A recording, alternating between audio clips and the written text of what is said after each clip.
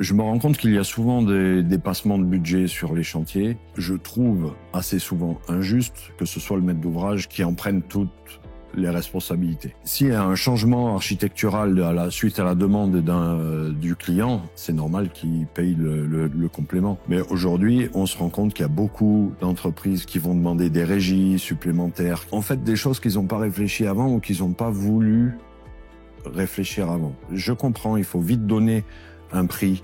Les soumissions doivent être rapides. Il y a de temps en temps, on n'arrive pas à rendre aussi bien que ce qu'on aimerait et du coup, il peut y avoir des ajustements. Mais je trouve que souvent, c'est abusé. Je vais donner un exemple. Si on parle d'un chantier de 20 millions et qu'on arrive à 21, ça peut se comprendre. Si on a un chantier de 20 millions et puis qu'on arrive à 30, c'est un peu plus compliqué. Alors, une des solutions, parce qu'il n'y a pas qu'une solution, mais une des solutions, c'est préparer et organiser son chantier dès la phase étude. Savoir exactement les étapes qui vont devoir être faites en termes d'organisation et de préparation. Je pense que c'est important d'accompagner les entreprises qui vont faire le chantier à s'organiser. Elles ont chacune leur manière de s'organiser, qui est sûrement très bonne.